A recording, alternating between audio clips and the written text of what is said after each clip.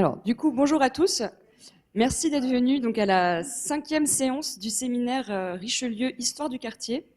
Donc aujourd'hui, on accueille Pauline Reussy et Julien Invinin qui travaillent tous les deux au département d'histoire de l'architecture et d'archéologie de la ville de Paris, le DHAP. Donc Pauline Reussy est docteur en histoire de l'architecture et je crois chargée d'études au sein du département. Et Julien Invinin est archéologue et chef du pôle archéologique du coup, de DHAP. Donc, ils vont surtout nous parler, je pense, des reportages photos qui ont eu lieu dans le quartier Richelieu et qui sont absolument dans la thématique du projet. Donc, on a aussi hâte de les entendre. Merci beaucoup d'être venus. Je vous laisse la parole. Je lance. J'ouvre le bal. Et on a dit que ça marchait. Bonjour à tous et merci à Charlotte de nous avoir invités. On s'était donc rencontrés à la BNF où Julien était venu présenter ses travaux cartographiques et ça a donné lieu à l'idée que le DHAP était assis sur une mine d'or qui est un peu confidentielle. Les chercheurs expérimentés connaissent nos fonds, mais on a besoin de chercheurs, de plus de chercheurs, toujours plus de chercheurs pour sonder ce fonds qui, vous allez le comprendre, remonte à 1897. Et alors, la présentation d'aujourd'hui va avoir un caractère complètement imparfait et incomplet, mais le but, c'est de faire un gros teasing et de vous inviter nombreux à venir fouiller dans nos archives et à nous aider à y voir plus clair, parce que c'est un fonds qui a une histoire longue, compliquée, qui a été géré par des personnalités différentes et qui donc a évolué en fonction de ces personnalités. Donc on a fait un travail de sondage, mais qui n'est qu'un travail de sondage. Et surtout, on est ici pour vous présenter de nouveaux outils qu'on développe et qui, on l'espère, va nous permettre petit à petit d'attirer de nouveaux chercheurs et donc d'y voir un peu plus clair. Et si j'appuie sur le bouton, il se passe quelque chose. Pas réellement.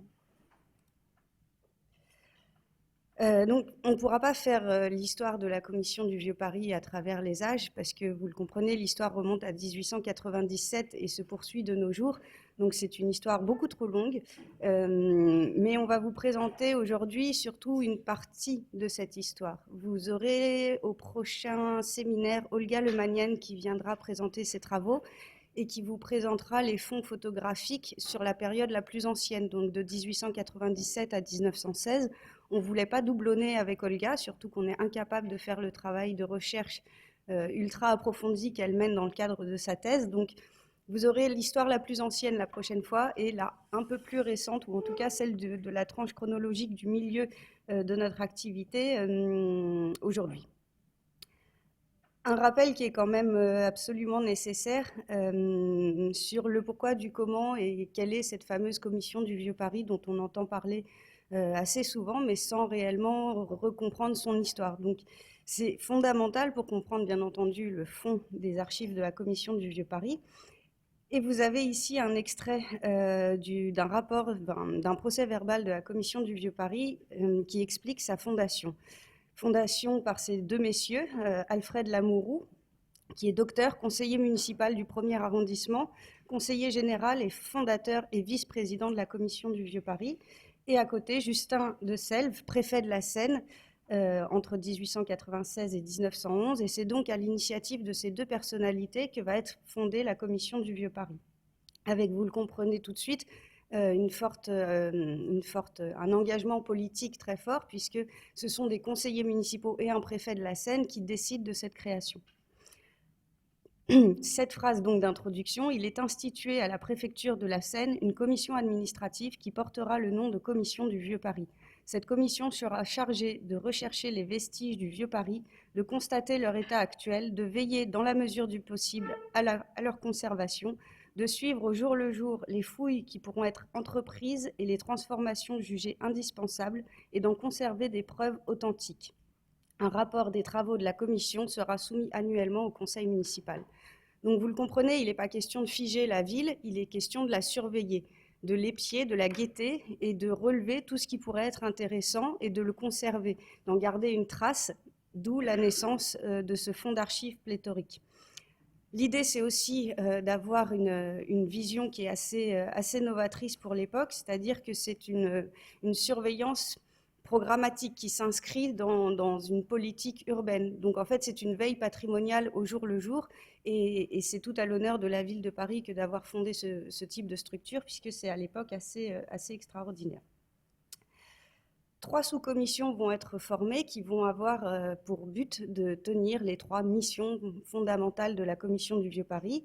Tout d'abord, la sous-commission inventaire de tout ce qui a été signalé d'important par les historiens et recherche de ce qui a pu être oublié. C'est aussi l'intérêt de cette commission que d'être composée de 2 types d'experts différents, des conseillers municipaux, des élus qui représentent le côté politique de la commission, et puis des historiens qui sont nommés pour leurs compétences intellectuelles, pour leur grande connaissance de Paris, et qui signent la plupart des grands ouvrages sur Paris pendant cette période. Et jusqu'à nos jours, les membres de la commission sont encore sur ce fonctionnement, moitié élu, moitié scientifique. La surveillance des fouilles et des démolitions, c'est une autre sous-commission qui va travailler sur l'étude des nivellements, des alignements qui pourraient modifier la topographie de Paris et menacer les monuments. Donc tout de suite, une partie archéologie qui se greffe à la commission du Vieux Paris, et c'est vraiment pendant très longtemps une de ses principales préoccupations que de surveiller les fouilles. Et enfin, une 3e sous-commission qui sera celle de la conservation des aspects à l'aide de la photographie et des divers procédés artistiques, de façon à assurer le souvenir des parties de la ville appelées forcément à disparaître ou présentant un caractère pittoresque, étant entendu que toutes ces reproductions seraient destinées au musée Carnavalet, ainsi que tous les documents matériels qui pourraient y trouver place. Et là encore, ce sera tout l'intérêt de suivre aussi l'intervention d'Olga Lemanienne, qui reviendra plus en détail sur cette histoire très complexe qui mêle Commission du Vieux Paris, musée Carnavalet et bibliothèque historique de la ville de Paris, ce qui fait que nos archives souvent se doublonnent, se triplonnent, mais pour des raisons différentes. Mais voilà, ce sont 3 institutions sœurs qui sont au cœur de nos travaux. Pour vous expliquer et nous présenter un peu plus en détail, le département d'histoire de l'architecture et archéologie de la ville de Paris, le DHAP, existe depuis 2003. Il a été rattaché en 2004 à la direction des affaires culturelles de la ville de Paris, et il agit en gros comme le secrétariat permanent de la Commission du Vieux Paris, considérant que le secrétaire général, les élus et les membres de la Commission du Vieux Paris ne pouvaient pas travailler tout seuls et comme ils l'ont fait pendant très longtemps, faire remonter des matériaux historiques de leur propre chef. On a décidé de créer un véritable service municipal qui serait dédié à préparer les travaux de la Commission du Vieux Paris. Il est composé d'un secrétaire général, une personnalité qualifiée pour ses compétences d'expert scientifique, un chef du service, poste qui a été créé en 2011 pour soulager le secrétaire général de la partie administrative de ces travaux. Et on salue Laurent Favrol, chef du DHAP, qui est venu nous écouter aujourd'hui, et un chef du pôle archéologie qui est venu même vous parler aujourd'hui. 3 pôles existent au sein de ce service. Un pôle histoire de l'architecture qui est véritablement le secrétariat permanent de la Commission du Vieux Paris, qui prépare donc les séances. 3 chargés de mission s'occupent de ce pôle, 2 historiens qui ont des spécialités différentes en fonction des époques, et un architecte spécialiste du patrimoine. Enfin, un historien qui, lui, est spécialiste des outils de communication et qui travaille au compte-rendu de séance. Le pôle documentation, et on salue aussi Béatrice Crépon, qui est responsable du pôle et qui est venue aussi nous écouter et répondre à vos questions tout à l'heure. Un pôle documentation qui est donc chargé du casier ancien, du casier supplémentaire et de conserver les fonds photographiques et les archives émanant de la Commission du Vieux Paris. Et enfin, un pôle archéologie composé de 4 archéologues avec des spécialités variées, un archéogéographe, c'est un peu barbare, mais vous allez comprendre tout l'intérêt de cette personnalité au sein du service, et une restauratrice, puisqu'on a aussi un fonds archéologique qui est aujourd'hui conservé rue du Pré, dans nos locaux, et qui est constitué de toutes les découvertes archéologiques faites par la Commission du Vieux Paris depuis à peu près sa création, j'imagine. 1960. Depuis 1960, merci de corriger. Et bien entendu, 2 photographes qui sont intégrés au service. C'est une fonction qui existe depuis 1916. Nous avons la grande fierté et la grande chance d'avoir ces 2 professionnels qui continuent, et on salue Marc Lelièvre qui lui aussi est venu nous écouter aujourd'hui. Le DHAP est bien représenté et qui continue aujourd'hui encore les travaux amorcés en 1897, donc de reportage photographique des bâtiments appelés à être démolis ou lourdement transformés. Et je vais donc passer la parole à mon collègue qui va vous présenter l'archéologie parisienne et le quartier Richelieu. Merci beaucoup. J'espère que vous m'entendez. Alors, je vais commencer. Je suis désolé, je vais devoir commencer par vous décevoir, puisque si la mission de départ qui nous avait été confiée était d'illustrer l'utilisation des fonds photographiques à la fois pour la documentation de l'évolution du bâti architectural et pour l'archéologie, je dois vous avouer que je n'ai pas trouvé de documents photographiques illustrant l'archéologie du quartier. Je vais donc suivre un plan en deux parties. Première partie, je vais vous expliquer pourquoi il n'y a pas eu de découverte archéologique majeure dans le quartier. En revanche, dans un deuxième temps, je vais vous expliquer d'un point de vue plus théorique et global, quelle utilisation nous faisons dans le cadre de l'archéologie des fonds photographiques et quels outils nous avons mis en place pour l'exploitation des divers fonds photographiques. Il me semble que dans le projet de carte archéologique que j'avais effectivement eu l'honneur de vous présenter à la BNF, il y a un point particulier, c'est que on ne doit pas se limiter aux fonds que nous conservons, nous, Ville de Paris, DHAP, mais d'un point de vue projet, nous devons élargir nos données à des fonds conservés par d'autres institutions, la bibliothèque historique, la bibliothèque de l'Hôtel de Ville, Paris Musée, essentiellement. Et c'est une logique assez différente parce que on doit redonner du sens, une cohérence dans des outils développés dans le cadre d'un projet. Et c'est un peu différent, à mon sens, de ce qu'on peut mobiliser dans des logiques ou muséales ou de conservation dans les bibliothèques, par exemple. Deuxième point qui peut également être pertinent, c'est que la photographie n'est pas seulement un outil de conservation, de documentation de ce qu'on découvre, c'est aussi un outil, et on en a eu la preuve dans le projet en 2016, c'est aussi un outil de numérisation. J'en dis très rapidement deux mots. Marc, ici présent, et ses autres collègues photographes ont ainsi numérisé les 12 000 folios, mais parfois recto verso, donc ils ont fait 18 000 clichés du fonds Vaquet qui était conservé à la bibliothèque historique et qui nous intéresse directement pour l'archéologie parisienne. Ça aussi, il ne faut pas l'oublier, la photographie, ce n'est pas seulement des fonds historiques, c'est aussi une pratique actuelle.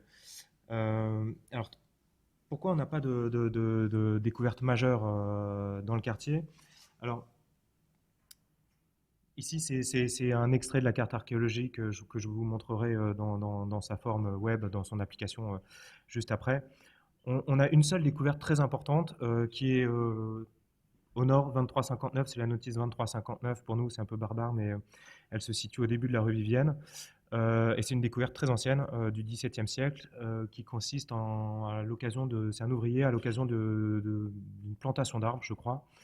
Un ouvrier a découvert 9 cuirasses de la fin de l'âge du bronze qui malheureusement ont disparu depuis.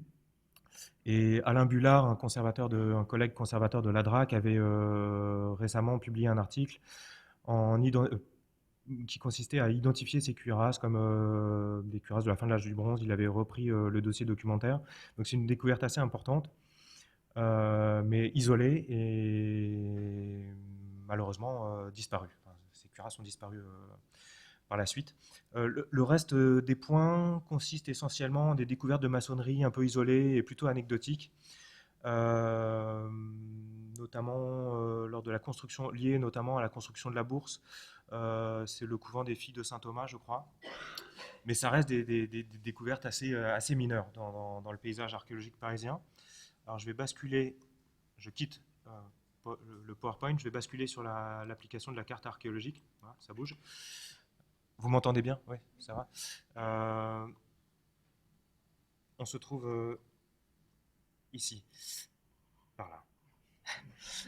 Et je voudrais aussi préciser qu'il y a une exception quand même, c'est que très récemment, il y a eu une fouille rue de la Banque, rue de Ratsville, dans les sous-sols de la Banque de France. C'est une opération qui a été conduite par l'INRAP et qui concernait, vous le voyez ici, l'élément majeur, enfin en tout cas évident pour comprendre la topographie historique du quartier, c'est l'enceinte de Charles V. Et donc très récemment, il y a eu une opération de l'INRAP qui a consisté à fouiller le remblai, le comblement de ce fossé. C'était l'année dernière. Donc le rapport n'est pas sorti. Mis à part cette opération, on n'a pas de prescription au sens code du patrimoine sur le quartier Richelieu. Alors pourquoi c'est assez intéressant néanmoins de cette absence. C'est qu'en fait le quartier est loti entre le 17e et le 18e. Et du coup, il n'a pas été. C'est un quartier qui n'a pas fait l'objet de grands percements haussmanniens. Et du coup, c'est un quartier qui a peu livré d'opportunités pour Théodore Vaquet, par exemple, pendant la seconde moitié du 19e siècle, ou à la Commission du Vieux Paris, d'opportunités de découverte au moment de grands percements, d'opérations d'alignement, par exemple. Et c'est un quartier qui a peu bougé en fait depuis. Et du coup, on n'a pas de prescription. J'ai pas retrouvé de prescription, mis à part cette opération de la rue de la Banque. Donc pas de fond photographique intéressant à vous montrer. Je vais passer au deuxième point. Je reviens sur le PowerPoint. En archéologie, l'usage de la photographie se développe à partir de la fin du 19e siècle. Alors Théodore Vaquet, bon, je ne reviens pas sur toute son œuvre, c'est un archéologue qui est central pour nous parce qu'il a fait énormément de découvertes, il a suivi tous les travaux haussmanniens et il est à lui seul responsable de 300 points de découverte sur les 1900 qu'on recense aujourd'hui dans l'outil de carte archéologique. Le média photographique commence avec un photographe qui s'appelle Pierre Raymond et qui a surtout couvert la découverte des arènes à partir des années 1860. Alors les arènes, on commence à les découvrir en 1866-67 quand on perce la rue Monge. On revient un peu dessus au moment de la construction du dépôt des omnibus en 70, mais la couverture photographique se déploie vraiment à partir de 1883 quand on a un projet de percement qui ne se fera pas et qu'on décide en fait de conserver les arènes, que la municipalité décide de conserver les arènes. Donc Pierre Raymond, c'est un premier, je dirais que c'est le premier fonds photographique qui documente les découvertes de Théodore Vaquet. Et ce fonds-là est conservé surtout à la bibliothèque historique et à Carnavalet, si je ne dis pas de bêtises. On peut avoir des plaques de verre à la bibliothèque historique et des tirages à Carnavalet, des tirages chez nous aussi et des tirages dans le fonds manuscrit de Théodore Vaquet. Donc là, ça c'est aussi une des complexités, c'est qu'on ne peut pas se contenter de faire l'inventaire quand on est dans un projet comme ça, l'inventaire par exemple des originaux que des plaques de verre. On doit aussi prendre en compte les tirages. Et parfois des tirages et parfois les tirages peuvent être multiples. On peut avoir un tirage à Paris Musée, un tirage dans le fonds manuscrit de Théodore Vaquet. Et dans la même institution, on peut avoir l'original et un tirage qui va être conservé dans le fonds manuscrit. Donc ça, c'est pas évident parce que ça nécessite, du point de vue de l'architecture des données, d'envisager des relations notice mère ou notice père, enfin peu importe la nomenclature, et notice enfant, enfin voilà, c'est des choses qui doivent être prises en compte quand on est dans le cadre d'un projet et qu'on sort de la logique institution muséale ou institution de conservation. Donc là, vous avez un exemple de ce type de photographie sur ces années 1870-1880. Voilà, 1883, Pierre Raymond, donc ce sont des plaques de verre, ce sont des vues qui sont très, très belles. Donc ça, c'est musée Carnavalet.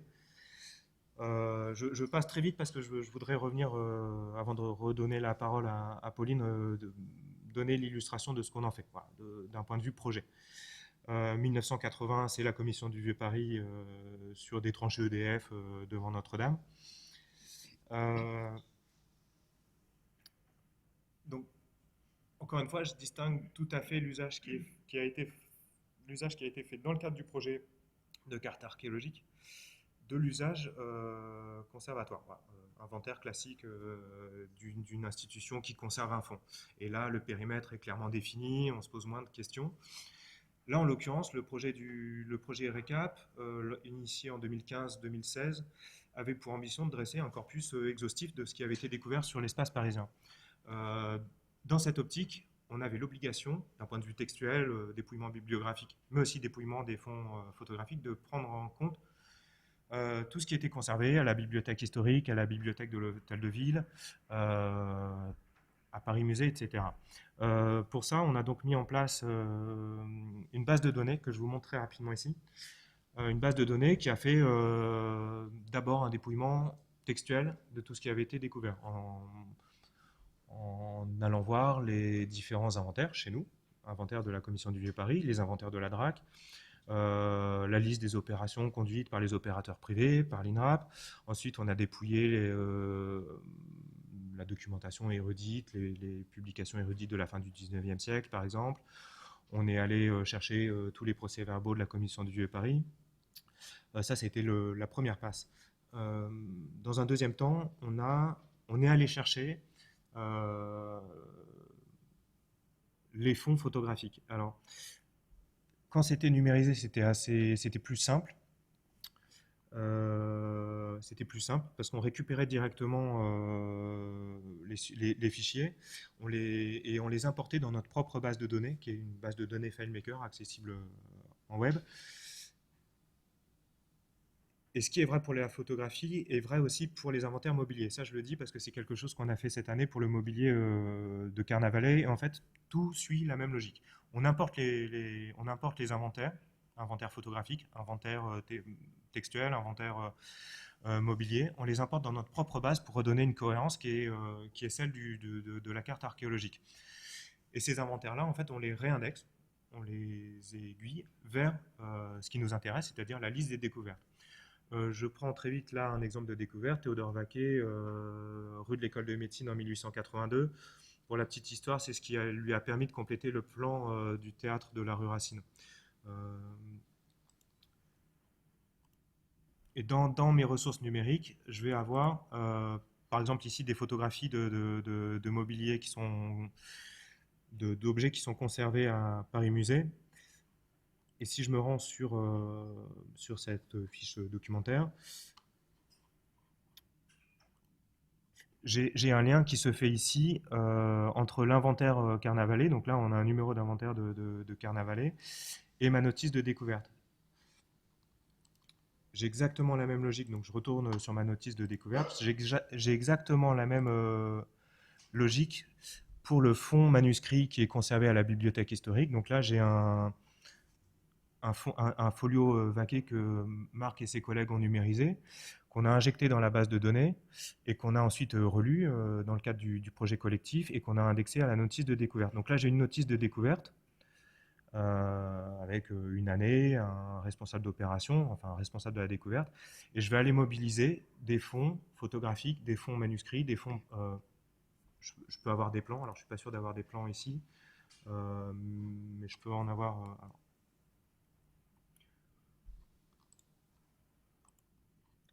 Mais on peut imaginer la même logique sur des plans. Alors des plans, c'est un peu plus rare parce que le seul fond de plan extérieur, c'est le fond de la bibliothèque historique et le plus souvent, ce sont des plans de restitution liés à Théodore Vaquet en fait. Donc c'est un peu plus anecdotique. Alors dans un deuxième temps, ce qu'on a fait pour valoriser ce travail de mise en cohérence, on a abouti à ça. Donc voilà, c'est cet outil-là, cette application cartographique qui vient concrétiser ce travail d'indexation. Alors, la connexion est un tout petit peu lente, donc les choses ont du mal à apparaître. Pour pouvoir mobiliser toutes ces données dans une même application, il fallait qu'on puisse publier les photos qu'on est allé indexer, qu'on est venu mobiliser dans notre travail de documentation de l'archéologie. Donc pour ça, on les a, dans le cadre d'une collaboration qu'on a avec le consortium Paris Time Machine qui est un consortium de la très grande infrastructure Humanum. Dans le cadre de cette collaboration, on dépose nos données dans Nakala, qui est une iconothèque du CNRS, qui a l'énorme avantage de nous offrir pour chaque fichier des URL, des URI même, des permaliens que vous avez ici. Alors c'est un peu technique, mais c'est que ma photo, au lieu de rester dans une base de données un peu confidentielle, elle obtient tout d'un coup un permalien, une URI, suivant le jargon qu'on emploie. Et cette URI que je récupère ensuite dans ma base de données, alors je ne sais pas si c'est le cas pour celle-ci, ici, voilà, je réinjecte mes permaliens dans ma base de données et ça me permet après de trier, de faire des exports suivant l'utilisation que je veux faire de ces fonds-là, notamment dans le cadre de l'application cartographique. Ah, ça apparaît tout doucement, voilà. Et cet outil de valorisation, je l'avais déjà expliqué. Je ne vais pas le brusquer. Voilà. Donc en fait, je refais un export depuis FileMaker suivant l'usage que je veux en faire. Donc là, c'est un usage de valorisation. Donc je sélectionne mes photos dans ma base de données qui elle est exhaustive et je re-exporte le résultat de ma recherche ou de l'usage que je veux en faire ici. Donc là, c'est un outil cartographique. Donc là, j'ai un usage de valorisation dans une interface cartographique. Donc les photos que vous avez ici, qui peuvent provenir cette fois-ci de la commission du Vieux Paris, de la bibliothèque historique, de la bibliothèque de l'Hôtel de Ville, de Paris Musée. Je fais une sélection de ces photos-là, de ce que je veux montrer, et je les exporte dans l'outil cartographique. La nouveauté par rapport à la dernière fois où on s'est vu, c'est qu'on a fait exactement le même travail pour l'intégralité des inventaires de Paris Musée. Donc on a, je crois... Ah, pousse-toi. J'ai 15 000 objets, donc j'ai 15 000 objets de Paris Musée qui ont été injectés dans la base. On a fait ce travail d'indexation là. J'ai un objet, je l'ai indexé à ma notice. Je ne sais pas si vous voyez ma. Ouais. On a indexé l'objet à une notice de découverte et cet objet a été indexé. Alors ça, les liens ont été récupérés depuis Adlib, qui est l'outil d'inventaire de Paris Musée. Crac. Et on a récupéré les photos, y compris des photos de travail de Paris Musée. Donc ça, c'est hyper intéressant parce qu'on a gagné une dimension supplémentaire dans notre outil. Je suis super en retard, c'est ça? Non. On a gagné une dimension supplémentaire du point de vue documentaire. Et en fait, ça ne va pas que dans un sens, puisque là, il y a 2 jours, on a fait un export pour Sylvie Robin, qui est responsable du département archéologie à Carnavalet. Et du coup, on va aller à rebours nourrir, enrichir en fait le propre outil d'inventaire de Paris Musée, enfin Adlib. Il faut savoir que parfois, comme Paris Musée conserve, je vais prendre un exemple, le fonds numismatique des découvertes liées à Théodore Vaquet. Il faut savoir que Théodore Vaquet laissait des petits papiers avec l'adresse, mais parfois il n'y avait pas l'adresse, c'était simplement une date et le nom du propriétaire de la propriété sur laquelle Théodore Vaquet faisait la découverte numismatique ou céramique. Et Paris Musée était parfois bien embêté pour identifier, pour redonner du sens à une mention d'une propriété avec la maison de Madame Michu ou de Monsieur Henriot, ou voilà. Et nous, on avait ce lien qui était fait, alors parfois qui était lié au travail de Didier Busson dans le cadre de la CAG, et parfois c'est du lien que nous, on a refait a posteriori, voilà. Enfin, après coup dans le cadre du projet de RECAP. Dernière extension, et je m'arrête là mais c'est pour ouvrir vers le travail de la commission du Vieux Paris et vers les débouchés futurs de la commission, c'est que tout ce qui est cartographique ici, il y a tout un travail de cartographie mené avec le consortium, c'est qu'il y a un certain nombre de découvertes qui sont recalées grâce au géoréférencement de plans, soit Vassereau. Alors Vassereau avait été fait par le projet Alpage d'Hélène Noisé. Récemment, on a fait le plan 1900. Alors, on a fait 2 versions du plan 1900. On a fait la version des archives, mais qui était moins homogène que la version de la BHVP. On s'en est rendu compte après coup.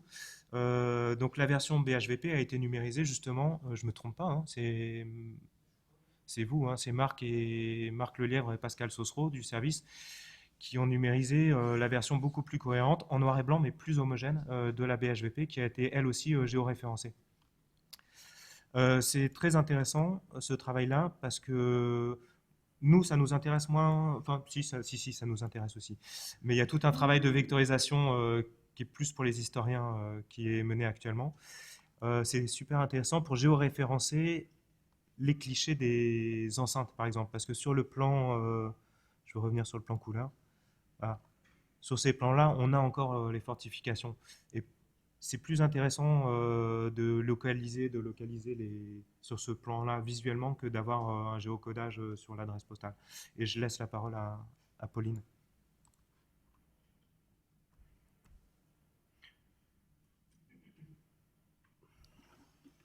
Merci Julien.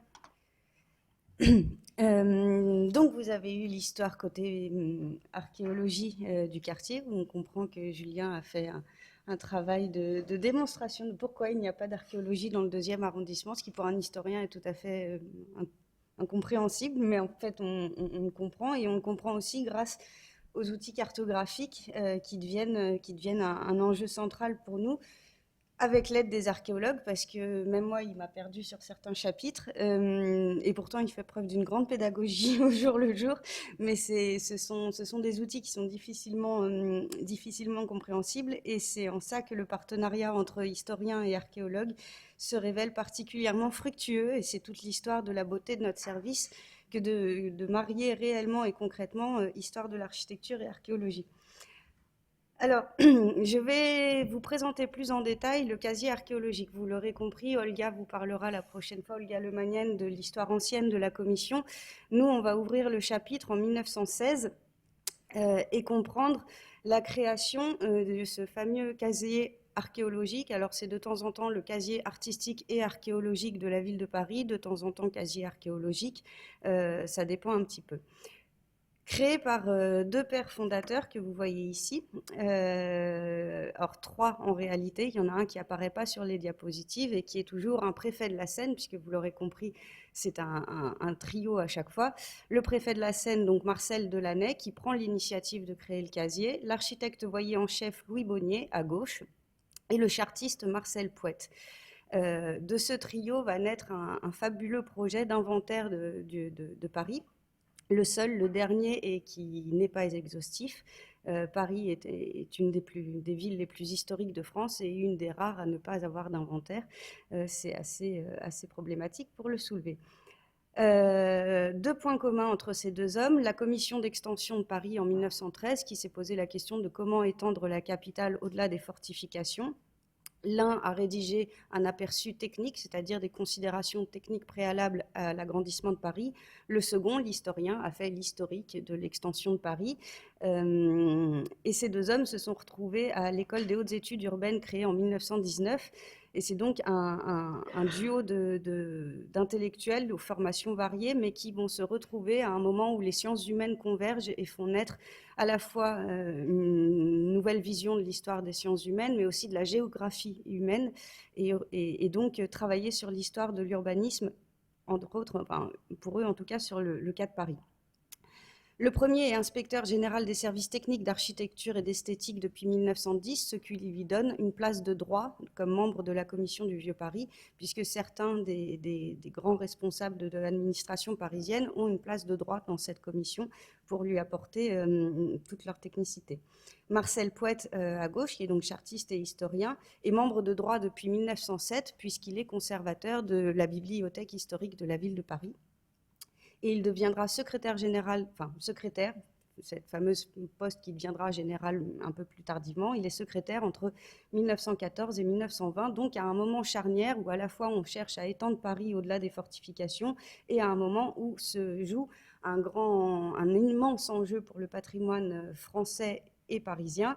C'est la loi de 1913 sur les monuments historiques, où les monuments historiques ne sont plus seulement des propriétés publiques, des institutions publiques et des bâtiments publics, mais aussi des bâtiments privés. Et c'est dans ce contexte que la commission du Vieux-Paris décide de s'emparer de ce projet et de dire qu'à Paris, ce sera la commission qui s'occupera de retrouver et d'identifier les bâtiments qui pourraient être l'objet de telles protections. Mais le projet est plus complexe, il a différentes entrées.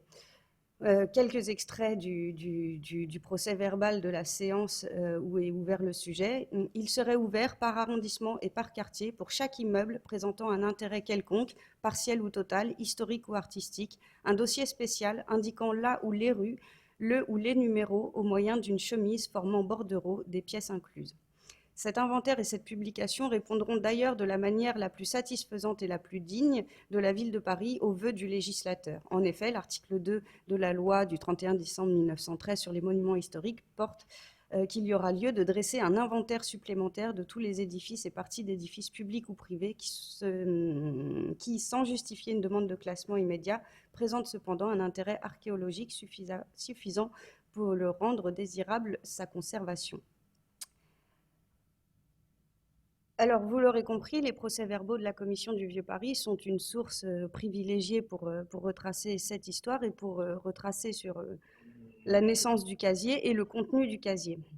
Ce qui est assez piquant pour les historiens qui travaillent actuellement au DHAP, c'est de voir justement ce fameux trio du préfet, le voyer et l'historien. C'est pas une mauvaise fable de La Fontaine, mais en fait c'est un trio d'intellectuels qui vont donner au casier archéologique toute sa profondeur. Le préfet va lui s'inquiéter de pouvoir faire remonter auprès de l'administration et des édiles les enjeux archéologiques et historiques qui vont se présenter en cas de démolition, de projets d'alignement, de projets de voirie, de projets de métro, etc. Le voyer, lui, voit aussi un outil d'instruction, c'est-à-dire qu'à chaque demande de percée, de construction nouvelle, etc., il pourra s'y référer. Et l'historien, lui, toujours un peu poète et les yeux au ciel, il voit l'occasion de compiler l'ensemble des données historiques sur toutes les adresses intéressantes de Paris. Donc on voit à travers quelques petits épisodes de joute se jouer l'enjeu du casier archéologique. Est-ce qu'on est plutôt dans un outil administratif? Est-ce qu'on est plutôt dans un outil d'historien et d'inventaire? Les débats entre les trois hommes sont assez intéressants. Alors le problème pourtant de ce casier, c'est que c'est un casier qui est enregistré par arrondissement et à l'adresse, ce qui, pour répondre à la commande du quartier Richelieu, est un casse-tête insoluble. Comment recoller, recouper un ensemble de dossiers qui sont indiqués à l'adresse et pour les faire apparaître sur un quartier. Alors la première piste qui m'est venue à l'idée, c'est les visites de la Commission du Vieux-Paris, puisque ce sont des hommes très engagés et qui ont donc battu le pavé avec certains membres de la Commission du Vieux-Paris, un photographe sous le bras qui reviendra souvent sur les adresses, puisque à l'époque, les temps de pause sont assez longs et qu'il était hors de question que les membres de la commission attendent que le photographe ait pris son cliché. Donc vous voyez en bleu le tracé d'une visite organisée dans le 2e arrondissement le 18 juillet 1916 dans l'idée de préparer le casier artistique et archéologique. Les points un peu épais correspondent aux haltes des membres de la commission du Vieux-Paris et Marcel Poued va compiler un ensemble de documentation historique sur les adresses qui seront présentées. Les membres se rendent sur place et constatent l'état actuel du bâtiment. Le voyer vérifie, lui, que tel décroché d'alignement pourrait justifier peut-être une révision d'alignement, etc. Les croix bleues que vous voyez sur la liste à côté sont les points de vue qui seront commandés à Charles Lancio. Charles Lancio, c'est le premier photographe à obtenir un contrat permanent auprès de la Commission du Vieux-Paris. Dans les temps plus anciens, ce sont des photographes indépendants qui sont missionnés au cliché et donc payés au cliché. En 1916, Charles Lancio obtient l'exclusivité pour la constitution du casier. Alors, je suis moins douée que mon collègue en cartographie. Je me suis servi de l'outil Google Maps pour faire un essai, c'est-à-dire pour repérer les points qui correspondent à des adresses inscrites au casier artistique et archéologique. C'est pas exhaustif, je pense, parce que je suis partie des procès-verbaux de la commission qui, pendant les premières séances d'études des adresses, s'est penchée sur le 2e arrondissement. Et donc, voilà, ça donne un premier nuage de points. On comprend que l'archéologie n'est pas réellement un sujet dans le 2e. Par contre, le casier, c'est le grand sujet du 2e arrondissement qui est particulièrement riche en belle architecture et en détails d'architecture. Donc ça donne une première aperçu de la richesse que les fonds vont pouvoir avoir sur ce quartier.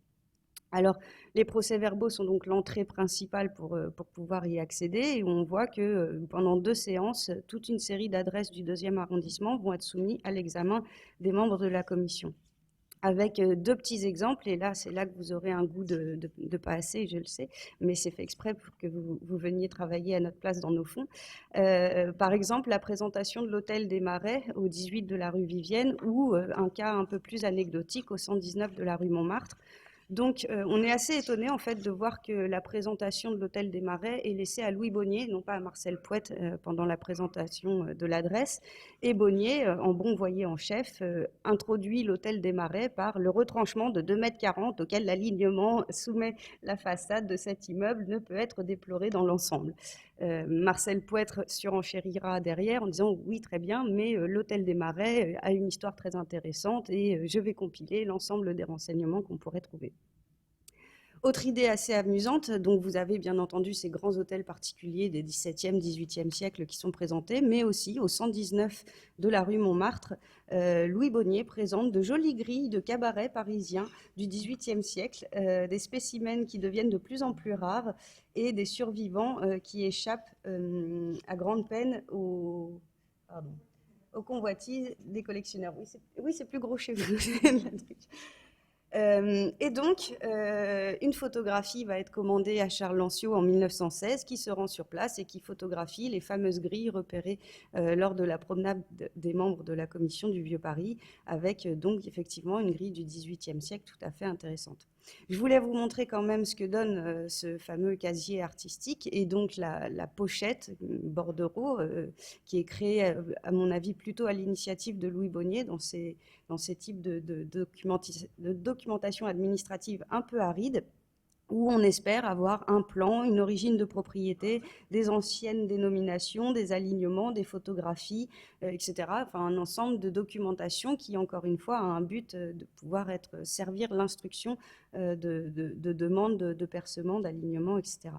Les photos de Charles Lancio vont enrichir ce casier, c'est lui qui procède aux clichés, et l'intérêt, c'est que de temps en temps, ces clichés ne sont pas seulement des clichés sur rue, mais que la force de l'influence des élus et des hauts membres de la commission du Vieux-Paris permettent à Charles Lancio de rentrer dans les bâtiments et de faire des photographies des intérieurs, des décors et des décors.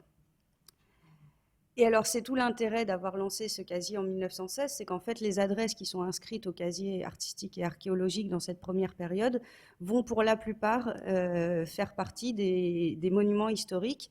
Et vous avez donc aussi dans la pochette du casier l'arrêté de classement qui est enregistré pieusement par Louis Bonnier. Et vous en avez, alors, j'ai pas pu faire le travail sur le quartier Richelieu, mais j'étais allée à la médiathèque du patrimoine pour travailler sur une fontaine, la fontaine Maubuée, qui est classée monument historique.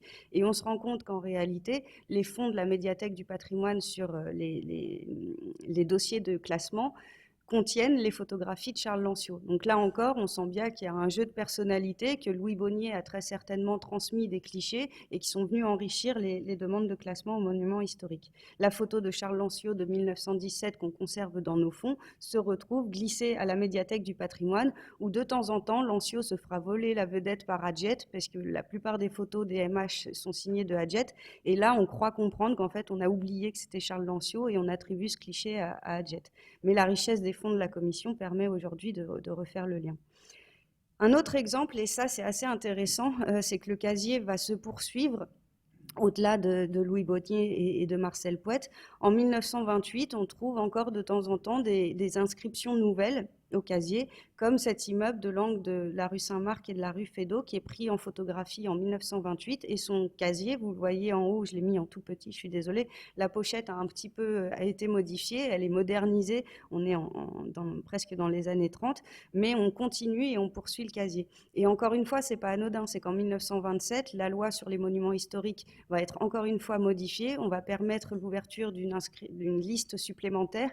Et donc, la commission du Vieux-Paris rebat le pavé et va réaugmenter son casier artistique et archéologique. Ça, c'est des données qui, en fait, ne peuvent être appréhendées que par une approche transversale du casier. Et c'était tout l'intérêt de se plier à l'exercice qui nous a été demandé gentiment par Charlotte, que d'arriver à utiliser ce fonds de façon différente et du coup de voir arriver de nouveaux enjeux. Alors, vous l'aurez compris, ce classement à l'adresse est très intéressant, mais il est aussi assez complexe. Il est complexe parce que le casier archéologique a son homogénéité, mais la pléthore de fonds photographiques qui est conservé dans notre service, ce ne sont pas des photos d'inventaire, ce sont des photos de démolition, des listes de démolition qui sont poursuivies aujourd'hui encore quand on reçoit un permis de construire. Soit on va visiter l'adresse avec un photographe, soit les photographes vont battre le pavé pour nous et prendre un cliché avant que le bâtiment soit modifié. Et ça, c'est vraiment un fonds gigantesque. Je ne sais pas si on arrivera un jour à mettre un chiffre dessus, mais depuis les années 1950 jusqu'à nos jours, on enrichit cette collection et donc elle est absolument pléthorique. Et c'est là que c'est très intéressant, puisque en 1962, le photographe de la commission du Vieux-Paris repasse devant ces fameuses grilles inscrites au casier artistique et archéologique et prend une photo, mais une photo de démolition cette fois. La grille est toujours en place, mais l'immeuble commence à être un peu grignoté par les pelleteuses. Et on retrouve donc le permis de construire qui correspond, enfin, en l'occurrence le permis de construire qui vaut démolition sur ce bâtiment. C'est là qu'on comprend aussi que la commission n'avait pas pour but de figer Paris, elle avait pour but d'accompagner Paris. Et donc cette grille, malgré son inscription, a disparu avec l'immeuble qui a laissé place, vous voyez, à un nouveau décrochement sur rue qui se lie très très bien aussi entre le plan Vassereau, et ça c'est tout l'intérêt du travail cartographique que les archéologues nous mettent à disposition et que vous revoyez sur le plan local d'urbanisme. Oups, un trou, ici gisait une grille inscrite au casier artistique et archéologique. Alors l'intérêt de ces photos, et là on pourrait y passer des heures et des heures et des heures, c'est que entre les années 1960 voire 1916, on voit l'évolution de la ville. L'hôtel des Marais, qui était un des chefs-d'œuvre qui a attiré toute l'attention des membres de la commission de Vieux-Paris depuis 1916 jusqu'à nos jours. Vous voyez l'évolution d'une façade et ce qu'on appelle de façon très incorrecte une architecture d'ABF, c'est-à-dire qu'il s'agit de restituer à l'hôtel des Marais son aspect XVIIe siècle en supprimant les boutiques qui étaient venues grignoter le soubassement d'un mur de clôture. Un mur de clôture qui perd donc ses boutiques en 1998, mais qui retrouve des baies en 2013. Et là, c'est tout l'intérêt du travail des historiens de la commission du Vieux-Paris. C'est mon prédécesseur Nicolas Courtin, qui était un grand spécialiste des hôtels particuliers au XVIIe siècle, qui a accompagné et instruit les demandes de modification de façade en retrouvant les plans originaux de l'hôtel et en critiquant devant la séance de la commission la création de ces baies et de ces petits bois de fenêtres qui ne correspondent pas aux plans originaux qu'il avait retrouvés. Donc au-delà des fonds photographiques et des fonds anciens, il y a aussi tout le travail des historiens qui travaillent au DHAP, qui sont inventoriés toujours à l'adresse, parce que nos prédécesseurs faisaient comme ça et donc on continue comme ça. Mais ça apporte donc une richesse supplémentaire où vous aurez par exemple des découvertes que Nicolas Courtin n'a fait que dans le cadre de sa mission de la commission du Vieux-Paris et qui sont donc enregistrées chez nous. Et puis, je vous le disais, l'importance de ces listes de démolition qui sont un travail de titan et de passionnés. On retrouve l'immeuble de l'angle de la rue Feydeau et de la rue Saint-Marc en 1998 sur la base d'une demande de permis de démolir. Et cette fois, le photographe fait le tour du bâtiment et nous donne à voir un peu plus de détails de ce bâtiment. Alors, un premier outil cartographique a été réalisé pendant le premier confinement, merci. On était interdit de promenade et donc on a travaillé studieusement depuis chez nous. L'idée était justement de briser ce système de classement à l'adresse pour en avoir une visibilité plus simplifiée et aussi une visibilité à l'échelle urbaine, c'est-à-dire comprendre les enjeux de Paris à travers une vision donc plus globale que simplement à l'adresse. Ce sont les procès-verbaux de la commission du Vieux-Paris depuis 1960 à nos jours. Alors malheureusement, c'est un travail titanesque parce que ça demande de croiser différents types de classements de fonds. Donc cette cartographie n'est pas exhaustive. On rêverait un jour de pouvoir avoir cet outil cartographique depuis 1897 jusqu'à 2022. Mais c'est un travail absolument titanesque qui demande beaucoup de temps. Et le temps est consacré à d'autres missions pour l'instant. Et donc, l'idée, ça a aussi été de... Merci, Julien. De pouvoir avoir cette même lecture des fonds photographiques de la Commission du Vieux Paris, et où vous allez voir aujourd'hui, en avant-première, l'outil qui a été développé grâce aux archéologues et au partenariat qu'ils ont avec le consortium scientifique Paris Time Machine. L'idée a été de reprendre les photographies qui avaient été numérisées par la Parisienne de photographie il y a quelques années, qui étaient en ligne et accessibles sur la Parisienne il y a encore peu, mais suite au décès de la Parisienne de photographie, nos fonds photographiques ne sont plus accessibles en ligne. Et donc, on voulait pouvoir le permettre aux chercheurs, mais aussi à n'importe quel Parisien, d'aller voir ces photographies et de les voir de façon la plus simple, c'est-à-dire en se promenant dans Paris à vol d'oiseau et en cherchant la photographie de la rue ancienne. Ça permet une lecture beaucoup plus simple que les 3, 4, 5 générations d'inventaires qu'on avait. J'ai un inventaire papier en 1916, puis un inventaire numérique à partir des années 90 sous la forme d'un fichier Excel classé par ordre alphabétique. Là, aujourd'hui, on arrive encore une fois en voyant, et on voit la richesse, ne serait-ce que pour le quartier Richelieu, de ces fonds. Nous, ça nous permet aussi de les redécouvrir, ces fonds. C'est-à-dire que quand vous les avez tous en cartographie et pointés à l'adresse, ça vous permet très rapidement de faire le lien entre des clichés de 1916 et des clichés des années 1960. Quand j'ai commencé à travailler sur le projet de présentation d'aujourd'hui, j'ai fait l'exercice avec nos anciens outils. Ça m'a pris des heures. Retrouver l'adresse en 1916, puis en 1960, puis en 1990, etc. Là, on arrive en un seul clic à retrouver au moins 2 générations de clichés et à pouvoir les rapprocher. Les clichés de Lancio pour le casier archéologique et puis les photos de démol dans les années 1960. Et là, pour le projet Richelieu, je pense que c'est la grande richesse de ce fonds, parce qu'il y a des personnages, parce qu'il y a des boutiques, parce qu'il y a aussi de temps en temps des intérieurs. Alors pour l'instant, c'est un peu comme la cartographie des procès-verbaux.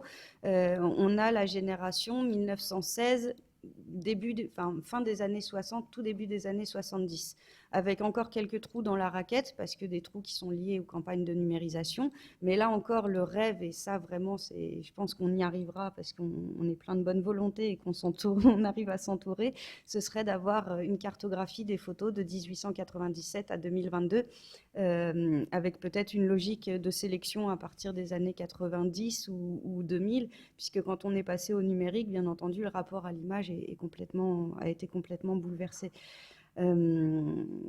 Mais voilà, donc ça, c'est un outil qui est développé, qui va être lancé dès qu'on aura finalisé les quelques petits soucis d'ergonomie, etc. Et puis l'idée, ce serait bien entendu de pouvoir les l'enrichir sur le temps long. Est-ce que j'ai encore un truc? Non, là on est repassé. Attends, c'est là.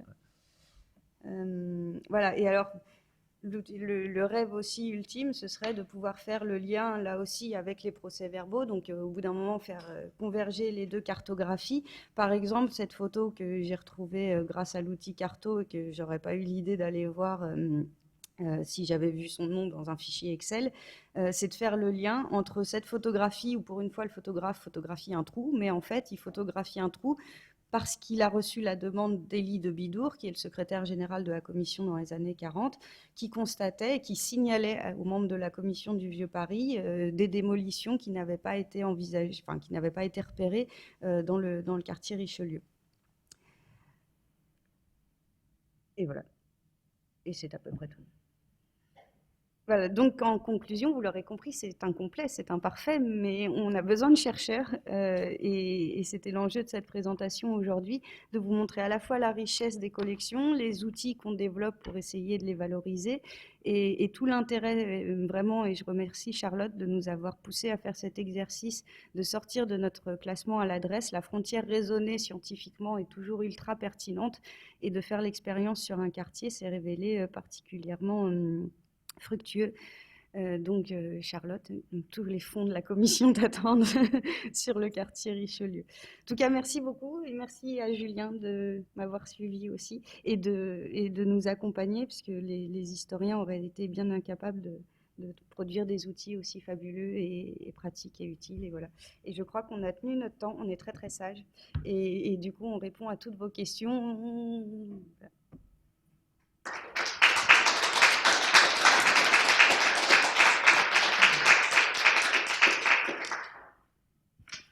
Merci beaucoup.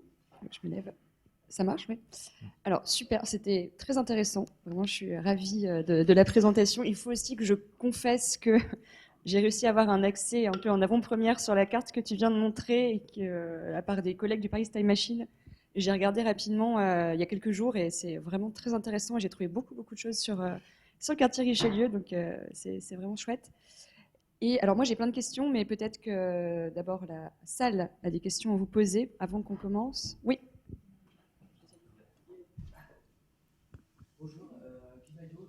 De l'INHA. Je voulais vous demander si, dans le cadre du projet, vous aviez envisagé la possibilité de consulter les archives de Paris à la Porte des Lilas. Dans le cadre de quel projet? Projet à la fois recherche sur la commission du Vieux Paris et projet Richelieu, parce qu'ils ont là-bas un fonds privé de Louis Tesson, qui était ancien secrétaire à la commission du Vieux Paris, et qui a travaillé sur des thématiques qui recoupent un peu l'archéologie, notamment les adductions d'eau dans l'histoire. Donc je voulais vous demander si, voilà, C'est notre deuxième maison en tant que chercheur, enfin plutôt historien d'art. En tant que chercheur, c'est une deuxième maison, les Archives de Paris, donc on y va tout le temps.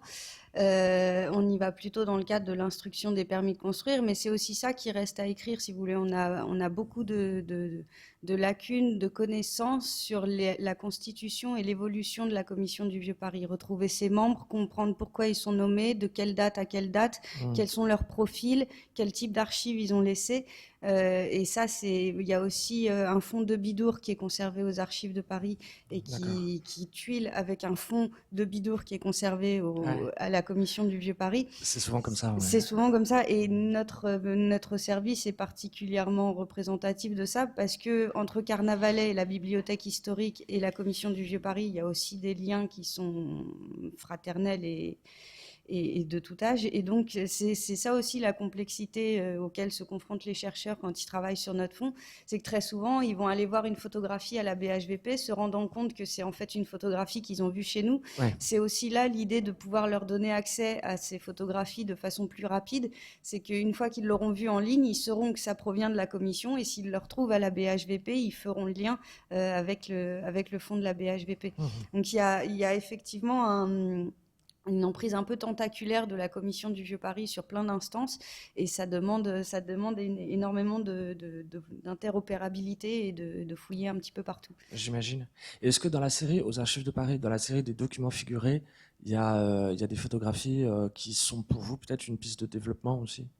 Alors, on a, même si ce sont deux institutions municipales, on a chacun notre politique. Les Archives de Paris ont leur politique de valorisation et numérisation. Ce qu'ils ont mis actuellement en ligne en photo, c'est principalement les photographies des concours de façade organisés par la ville de Paris. Il y a par contre le fonds photographique des enceintes de tiers qui en fait proviennent du fonds de la commission du Vieux Paris et de Charles Lancio. Très bien. En fait, c'est le monde de la photographie à Paris se mord un peu la queue, et on retrouve des affaires de chacun un peu chez les autres. C'est assez compliqué. Très bien. D'ailleurs, à l'INHA, il y a un recueil de concours de photographie de façade de la ville de Paris, je crois, des années 1905. Absolument, oui. J'ai fait consulter. Ouais, très bien. Plein de recoupements qui peuvent se faire. D'accord, pardon. Est-ce qu'il y a d'autres questions? Anne, vous avez... Bru, Société historique La Cité. Pauline Rossi connaît mon dada des anniversaires. Est-ce qu'il y aurait quelque chose de prévu pour les 125 ans de la commission cette année? Il faudrait. C'est une suggestion. Un anniversaire cartographique, ce serait déjà... On a mis plein de bougies sur la carte de Paris, il n'y a plus qu'à souffler. Anne, je crois que vous aviez... Ah, pardon, je suis un peu... Oui. J'ai changé la langue. It's super. I like it very much, and I think it's amazing. Amazing is an old word, but it's really interesting. I think we can win a lot of this. This is for us also, pardon, Anne Klamp from the Centre Allemand d'Histoire de l'Art. And we are also petty part of this project, Quartier Richelieu. Me, and I'm also archaeologist, and that's now my question more in this direction. I was this more, what were the reasons to start this, what were the inner motivations of these three guys to start this service? Because in Germany, the most part of his inventaries are much younger. They start in the 1920s, and mostly really from the part of the archaeologists to have a research idea why have been their settlements with really very strong ideas about geodeterminism. So it's not a good history. So this is really interesting for me because in Germany it's much later, and especially for the cities, it's much, much later. It's often after World War II, because when they have the great openings in the cities, because of the bombing to make archaeology, and also they have a lot of archaeologists who lost their job in the former eastern parts and flowed to the west and tried to find jobs, and so they established in a way also the archaeology of the city. So what are the inner reasons? What is the motivation? I'm not sure. Wait, is there... In Germany, the archaeology of the city is really part of traumatism. It's really a part of the war. And I asked myself, what are the reasons, the intellectual reasons to start to think we have to write an histoire of a demolition? Right. Tu peux Can I répondre. Oui, tu peux répondre. Donc je pense que la question s'adresse plutôt... la question porte sur la naissance de la conscience patrimoniale, si j'ai bien compris.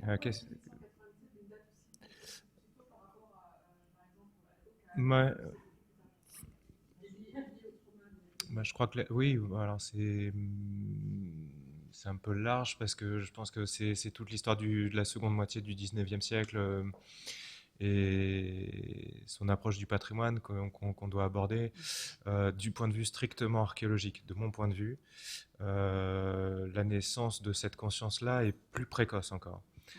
C'est-à-dire que j'en ai pas dit beaucoup.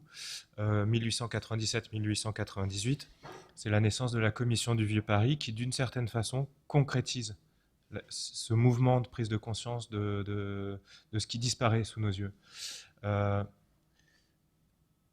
Théodore Vaquet, qui est l'archéologue du 19e siècle, quelque part est une espèce est un personnage très pratique pour aborder cette naissance, la naissance de cette conscience, parce que ça peut paraître un peu presque biblique comme récit, ce que je vais faire, mais en fait, il était architecte, et en 1841, avant Haussmann, il va vers Saint-Germain-l'Auxerrois, derrière le Louvre, et des ouvriers sont en train de défoncer à la pioche des sarcophages mérovingiens. Et il a une espèce de révélation mystique, pour continuer sur cette métaphore de la religion. Il a une espèce de révélation, il se dit que si ça arrive là, maintenant, maintenant en 1841, sous ses yeux, alors que lui est sur une visite de chantier, c'est que ça se produit partout, tout le temps. À chaque fois qu'on construit quelque chose, on détruit du patrimoine. Et il a cette conscience-là, de démolition égale perte de données. Et en fait, il se jure, en 1841, il se fait une promesse à lui-même et aux Parisiens, d'une certaine façon, d'arpenter de façon obstinée tous les travaux. Alors à l'époque, il ne sait pas encore que Rambuteau et un certain Haussmann vont lui confier un certain nombre de projets dans les 50 ans qui vont venir, mais il commence dès 1944 en fait, à arpenter tous les chantiers parisiens parce qu'il a cette conscience dès 1841 qu'un chantier de démolition égale une perte de données patrimoniales. Pas forcément une perte de données esthétiques et importante pour la compréhension de l'histoire de Paris. Simplement, il comprend dès 1941 qu'en fait, la multiplication des points d'observation, il a une approche sérielle des choses, et il comprend qu'en multipliant les points d'observation, un peu comme la commission du Vieux Paris après, on multiplie les chances de comprendre l'évolution topographique historique de la topographie historique de Paris. Alors il va faire ça pendant 50 ans. Il va pas se trahir. Il faut lui reconnaître ça. Pendant 50 ans, il va poursuivre ce projet-là, mais on pourrait parler de Viollet-le-Duc, on pourrait parler de Victor Hugo, de tout ce que vous connaissez, ces dossiers qui sont plus emblématiques, plus importants pour la sauvegarde du patrimoine. Mais d'une certaine façon, c'est assez marrant parce que Théodore Vaquet, il prend sa retraite en... Je réponds du point de vue archéologue, hein, de l'archéologue. Il prend sa retraite en 1898. Ça lui réussit pas du tout. Il meurt en 99. Mais il y a une continuité. Pour nous, il y a une continuité entre l'œuvre de la Commission du Vieux Paris qui naît en 98. Véritablement, c'est décidé en 97, mais je crois que la première réunion a lieu en 98. Donc il y a une continuité à la fois symbolique, une continuité dans la documentation, mais une documentation dans les méthodes aussi. C'est-à-dire qu'il y a cette idée que plus on va aller voir les choses, plus on va documenter, et plus on va pouvoir avoir une vision cohérente, en ce qui nous concerne de la ville antique par exemple, mais de son organisation. Et qu'en multipliant cette approche-là, on va avoir une vision presque moderne. Enfin, c'est une approche très moderne, je trouve, dès le milieu du 19e siècle, et qui est pas forcément... c'est une approche qui n'est pas forcément évidente, qu'on ne retrouve pas partout, effectivement. J'espère avoir répondu à peu près. Alors, je vais compléter parce qu'on a des cartes pour Juste, comprendre. il y a peut-être juste des questions. Vous pouvez regarder la discussion du Zoom, comme ça, Je complète juste parce que votre question c'était pourquoi aussitôt. On est où? On est là, je change d'application. Pour comprendre l'ampleur du traumatisme, parce que d'une certaine façon c'est un peu de ça qu'il s'agit, je vais vous montrer pour ceux qui ne sont pas forcément familiers, l'évolution de la topographie historique. Ça c'est Paris en 1836. Sur l'île de la Cité, qui est le cœur historique, qui n'a pas toujours été le cœur historique. Hein. D'ailleurs, c'est pour ça que le 2e arrondissement n'est pas si riche en archéologie, c'est qu'on est complètement en dehors à la fois de la ville antique et de la ville médiévale. On est en dehors même de la ville médiévale au XIVe siècle, on est en dehors du tracé de l'enceinte de Charles V. Je suis allé un peu vite sur mon argumentaire tout à l'heure. Je reviens sur l'île de la Cité, 1836. C'est un plan qui précède immédiatement les grands travaux haussmanniens. Après Haussmann, donc 30 ans après, on se rend compte que tout le centre de l'île de la Cité est occupé par 3 grands bâtiments civils, la préfecture, le tribunal de commerce et l'hôtel-Dieu. On détruit complètement la moitié de l'île de la Cité, qui était le centre historique. Je pourrais faire la même démonstration rue de Rivoli, boulevard Saint-Germain, boulevard Saint-Michel, rue de Rivoli, rue Soufflot. Rue Soufflot, c'est assez marrant parce que cette perspective entre le Panthéon et le boulevard Saint-Michel, à l'époque la rue d'Enfer, elle est percée, dans un premier temps, cette perspective est percée en 1760 entre le Panthéon et la rue Saint-Jacques. Ensuite, on se dit que ce serait bien de poursuivre cette perspective. Donc on poursuit ce percement entre le Panthéon et la rue Saint-Jacques, entre la rue Saint-Jacques et la rue d'Enfer. Je crois que c'est décidé en 1850, non, plus tôt que ça, en 1846-47. Donc on détruit les immeubles dans ce quartier où, pour avoir une petite idée de l'importance de ce quartier, il y a toute la topographie, tous ces îlots un peu serrés de l'Ancien Régime, mais il y a aussi l'enceinte de Philippe Auguste, le couvent des Jacobins. Donc c'est dense et on passe à travers. Première fois, on démolit les immeubles, on aligne. Ensuite, en 52, on décide, je crois que c'est 52, le décret d'alignement du boulevard Saint-Michel, ou peut-être 59 dans cette partie-là. Enfin, on perce le boulevard Saint-Michel de façon très large, et on se dit qu'à ce moment-là, ce premier percement, cette première perspective vers le Panthéon paraît vraiment ridicule par rapport à la largeur du boulevard Saint-Michel. Donc 15 ans après, on détruit les immeubles qu'on avait percés entre la rue Saint-Jacques et la rue d'Enfer. Donc nouveau décret d'alignement. J'ai plus les dates en tête, mais je crois que c'est à la fin des années 60. Et donc jusqu'au début des années 80, on va démolir ces immeubles qui ont à peine 15 ans pour les réaligner. Voilà, donc c'est un bouleversement qu'on n'imagine pas. À l'époque, il n'y avait pas le saccage Paris, mais c'est 50 ans de travaux, de gravats. Voilà, ça permet de relativiser un petit peu les plots béton qu'on observe à droite à gauche actuellement. Et c'est vrai dans toutes les grandes percées. Toutes les grandes percées, c'est 50 ans de gravats et de travaux. Donc le traumatisme, il est là. Le vrai traumatisme parisien, il est sur 50 ans Je parle même pas des métros. Hein. Alors j'avais une autre question moi aussi pour Julien justement sur l'archéologie. En fait, pardon, je vous ai couper la priorité. Par rapport à ce que tu as montré sur les découvertes, notamment au XVIIe siècle, la découverte en déracinant un arbre, c'est dans le jardin du coup de la BNF. Enfin, c'était, Voilà, je pense, c'est l'ancien au- jardin de l'hôtel Tubeuf. C'est aux 3 rue Vivienne. Je crois que c'est enfin, l'ancien jardin de l'hôtel Tubeuf qui est juste en face finalement. Oui, je crois que c'est ça. Et j'en avais trouvé un autre, moi, qui a été imprimé, qui a donné lieu à une espèce de petit livret avec des dessins, des relevés, qui concerne le 8 rue Vivienne. Et c'est une découverte de 1800 sur des tombeaux antiques. Ouais, mais alors ça, du coup, c'est pas dans le casier archéologique. Et je me demandais justement quelle était la distinction, puisque là, il y a bien un relevé qui date du XVIIe, qui est référencé dans la carte. Alors, Et là, c'est un autre type de... Alors, c'est avant la déjà, il y a un photographie, bien piège. sûr, Il y a un mais- piège. Je suis tombé dedans. C'est que le casier archéologique n'est pas archéologique. Le casier archéologique est architectural. Les architectes n'ont jamais voulu corriger peut-être que c'est sciemment qui tente ce piège, mais la carte archéologique n'a rien à voir avec le casier archéologique qui est architectural. Donc s'il y a une entrée, ce sera plutôt dans la carte archéologique. Donc le 3 rue Vivienne et Cuirasse, la fin de l'âge du bronze, mais la découverte Alors, la mienne, c'est 1800 et c'est 8 rue Vivienne. Et c'est ça a donné lieu à un livret en fait, qui est sur Gallica, qui est conservé à la BNF. Ouais. Et ils nous expliquent qu'ils ont trouvé ça en faisant des travaux dans une maison, du coup, 8 rue C'est Vivienne. Caylus qui relate ça, non? Non, alors, mais je pourrais t'envoyer le. Je l'ai juste là sur mon ordinateur, mais c'est. Ouais. Ah, exactement. Voilà. Oui. C'est des études. Alors, je crois que c'est contesté. Je l'ai rentré il n'y a pas longtemps, ça. Caylus, oui. C'est une découverte. Alors, oui, je l'ai plus à l'esprit. Alors, non, c'est description d'un monument trouvé rue Vivienne. Et c'est pas Caylus, c'est Villars-Saint-Maurice, par monsieur de Viallard-Saint-Maurice. Ouais, voilà.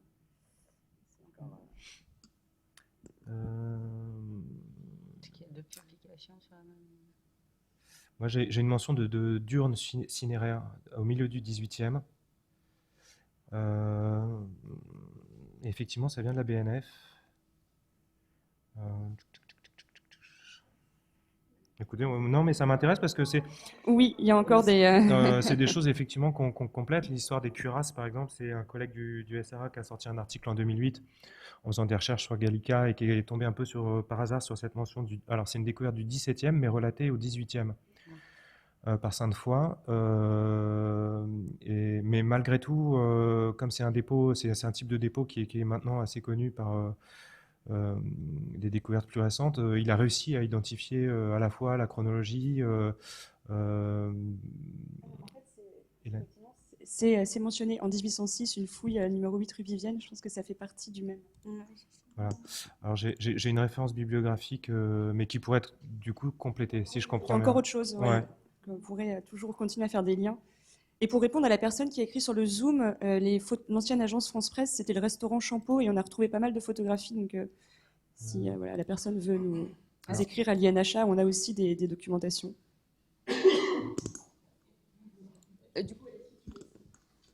Bonjour, Marcus Castor, aussi du Centre allemand d'histoire de l'art. J'ai eu la même question, et c'est vraiment une question, pourquoi cette commission de Vieux Paris, il n'y a pas photo, que c'est politique et pas folklore. Mais peut-être il y a une sorte d'indice, il y a depuis quelques jours, je crois, cette base de données sur Arthur Herlot. C'est fait par Anne Laurent, qui s'inscrit vers la fin du 19e aussi, dans ce contexte de Vieux Paris. Notamment, il pousse le projet de Vieux Paris à l'occasion de l'exposition universelle de 1900. Ça veut dire c'est peut-être, il faut regarder les actes du ministère de la Culture. C'est comme aujourd'hui les Jeux Olympiques, on commence 5 ans en avance de nettoyer Paris et construire à Saint-Denis, au nord de Paris. Ça veut dire ça m'intéresse beaucoup, ce lien d'une position politique qui se tourne vers aussi le traumatisme qu'on a déjà expérimenté avec Haussmann, Mais quand même, l'exposition universelle, c'est sur la création d'auto-images de Paris. Ça veut dire qu'il faut détruire, il faut construire, et avant, il faut documenter. Peut-être c'est un aspect. Je pense qu'il faudrait revoir les travaux de Ruth Fiori. En fait, on a eu deux chercheurs qui se sont vraiment posé la question de la commission du Vieux Paris. Ruth Fiori qui a consacré sa thèse et qui a publié, je ne sais plus chez qui, Inventer le Vieux Paris, et qui explique justement la naissance du pourquoi, du comment, qui fait converger différentes sociétés savantes, mais aussi des politiques ou des chercheurs indépendants, et qui accompagne une demande justement dans ce contexte où quelques années après Victor Hugo, avec les controverses sur les méthodes de Viollet-le-Duc, on assiste à cette naissance d'une notion de Vieux Paris qui en fait commence à transparaître dans la presse. C'est-à-dire que les journalistes parlent de la disparition du Vieux Paris et petit à petit, les sociétés savantes s'approprient ce terme de Vieux Paris jusqu'à la création de la commission du Vieux Paris. Et il y a ensuite Laurence Bassière qui a consacré ses travaux de recherche au casier archéologique. Donc c'est pour l'instant les deux chercheurs qui ont consacré des travaux approfondis sur ces questions. Mais effectivement, il y a aussi, c'est aussi un axe de recherche à creuser que de comprendre le comment du pourquoi. Il y a effectivement le préfet joue un rôle fondamental et jusqu'en 1916, le premier préfet qui demande la création de la commission, puis celui de 1916 qui demande la création d'un casier. On sent que c'est effectivement ultra politique et c'est assez... Je pense que l'intérêt aussi de l'axe de recherche, ce serait de comprendre pourquoi pourquoi et comment le politique arrive à s'adjoindre les compétences d'un des plus grands techniciens des services administratifs, qui est Louis Bonnier, un des plus grands historiens, qui est Marcel Pouette, et de ce trio qui est constitutif de l'essence même de la commission du Vieux Paris, naît un regard sur la politique urbaine et le patrimoine à l'échelle urbaine qui est très intéressant. Alors il y a un axe de recherche qui est justement porté par Laurence Bassière, qui a été créé très récemment à l'école d'architecture de la Villette, sur la notion de patrimoine urbain.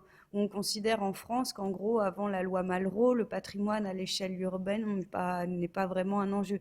Or, on constate à travers ces premiers travaux que si, c'est un enjeu à partir de 1890. Enfin, dans les années 1890, on a déjà cette conscience. Et ensuite, le but est de comprendre comment cette sensibilité s'est ensuite diffusée dans le monde à travers, par exemple, les relations coloniales, et où on va avoir les mêmes travaux archéologiques qui vont être menés en Indochine, au Vietnam, etc. Et on retrouve des architectes français formés à l'école des Beaux-Arts ou à l'école d'Extrême-Orient, où on retrouve les mêmes procédés et les mêmes méthodes de relevé que les relevés archéologiques qui étaient menés à Paris. Donc mais c'est des axes de recherche qui demandent une pluridisciplinarité gigantesque qui peut pas être fait dans le cadre de notre service parce qu'on a d'autres missions à mener. Et c'est vraiment d'où l'idée de faire des appels aux chercheurs de façon appuyée, voire un peu lourde, mais c'est l'enjeu en fait. Enfin, ça permettrait vraiment de comprendre la naissance de la notion de patrimoine urbain et jusqu'à son développement contemporain. Je pense que quand les gens auront accès à ces photographies du Vieux Paris, il y a aussi toute la question de l'esthétique urbaine qui est remise en question actuellement et qui peut trouver des réponses mais dans une boulimie d'images. Si la boulimie actuelle des images peut avoir un sens, c'est celui-ci. On prend des photos de tout, partout, tout le temps. On a une consommation de l'image qui est pléthorique. Elle peut avoir un bon aspect dans la recherche parce qu'elle permet justement, quand on regarde les photographies de Lancio, et c'est un peu un point de crispation entre... C'est chronophage. C'est un peu un point de discussion entre le développeur web de l'archéologie et l'historienne. C'est qu'en fait, on aurait envie que sur cette cartographie, on puisse faire une distinction entre ce qui est photographie patrimoniale, d'inventaire, et ce qui est photographie de démolition. Ces deux campagnes qui sont strictement différentes, qui répondent à des enjeux intellectuels différents et qui traduisent une sensibilité différente. Est-ce qu'on veut inventorier ce qui est beau ou est-ce qu'on veut sauvegarder ce qui disparaît ? c'est les deux grandes missions de la commission et c'est les deux raisons pour lesquelles on a ces fonds photos. Mais je pense qu'il est intéressant, pas que scientifiquement, je vais réussir à le convaincre, de faire le distinguo entre les deux types de fonds. Surtout, je pense qu'il faut distinguer l'outil de valorisation et l'outil métier. Mais non, mais tu as plein de gens auprès desquels tu vas pouvoir valoriser tout en restant scientifique. Ouais. En fait, c'est tout l'enjeu de représenter les transformations urbaines, puisque que ça soit à la fois le reportage photo fait en 1916 et les démolitions dans les années 60, les deux sont liés, puisque ça montre l'évolution de la ville. Et après, c'est tout l'intérêt aussi, du coup, si je peux me permettre de faire une sorte de retour utilisateur de chercheur, pour ainsi dire, tout l'intérêt pour moi d'être allé fouiller dans le quartier Richelieu sur la carte que j'ai eu, donc, en accès VIP, pour ainsi dire, c'était de croiser avec toute la documentation que j'ai réunie par ailleurs, notamment pour la rue Vivienne ou pour plein de numéros. Là, avec lui, qu'on a la capacité maintenant, grâce aussi à toutes les bases de données auxquelles on a eu accès, de restituer numéro par numéro, avec plein d'iconographies différentes, toute l'évolution de la rue Vivienne. Et d'ailleurs, le travail de cartographie était assez intéressant, puisque lui est en train en ce moment même de faire une carto très précise de la rue Vivienne. Et tout ce que tu nous as montré, les extraits de procès-verbaux, donc je me permets du coup de revenir sur ta présentation. Tu as montré plusieurs représentations de parcelles. On a un parcellaire très précis avec des parcelles qui sont en rose, enfin qui sont ciblées sur le document. Et ça, pour nous, c'est aussi extrêmement intéressant, puisque quand on veut fouiller au numéro et vraiment avoir une entrée cadastrale très très précise, c'est important.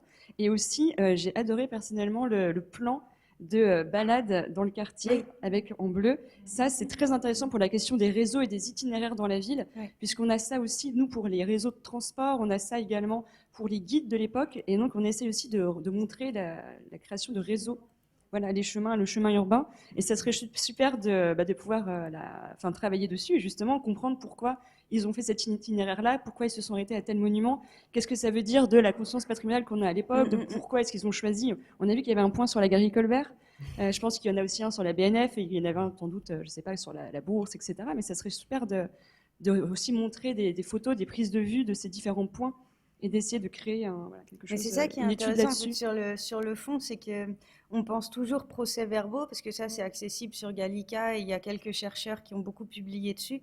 Mais quand on sort de la collection procès-verbaux, par exemple ces cartes de visite, elles sont très rarement consultées ou demandées, et pourtant en fait c'est la seule approche cartographique qu'on peut avoir des repérages d'inventaire et qui sont... Alors déjà, on voit la capacité d'engagement des membres de la commission, parce que là, on est dans le 2e, mais quand ils font le 19e ou le 20e arrondissement, je pense qu'ils y passent à peu près 1 ou 2 jours, parce que tellement le parcours est grand. Et oui, tout l'intérêt, justement, c'est de voir qu'il y a à la fois des hôtels particuliers, mais il y a aussi des immeubles ou des choses... on commence à s'intéresser à l'architecture, qui n'est pas la belle architecture forcément, mais il y a plus pittoresque. Voilà, on le voit dans les faubourgs de Paris, parce que l'idée, c'était de faire un casier pour tous les arrondissements, et donc tous les arrondissements sont représentés. Et il a bien fallu remplir le casier du 20e qui était un peu pauvre en hôtels particuliers en fait. Donc ça prouve qu'il y a un regard sur l'architecture ordinaire et sur une patrimonialisation de l'ordinaire dès 1916 qui est ultra intéressante. Même si on comprend de temps en temps en lisant les procès-verbaux que c'est un peu anecdotique et qu'on cherche à remplir le casier du 20e arrondissement, quoi. Et il y en a d'autres, des cartes, que la parcelle de 1916 que tu as montrée? Une par arrondissement. Mais c'est que 1916. C'est ça, parce que c'est les visites qu'ils organisent pour repérer les immeubles à inscrire au casier. Donc ça correspond à une seule campagne à chaque fois. Oui, merci beaucoup pour cette présentation extrêmement riche, et je pense qu'on n'a pas fini de travailler ensemble. Moi, j'avais une question aussi par rapport à cette documentation photographique qui s'est constituée au fil des décennies. Si d'une part, il y avait eu des préconisations formulées de façon assez explicite à l'intention des photographes sur la façon de documenter, de photographier dès les premières prises de vue, si c'est des choses qui ont été enregistrées aussi, enfin, documentées, formalisées, formulées, et si aujourd'hui c'est quelque chose que vous pouvez aussi déceler dans la façon dont on documente au fil du temps les objets, et si aujourd'hui en fait il y a une sorte de protocole ou de méthodologie qui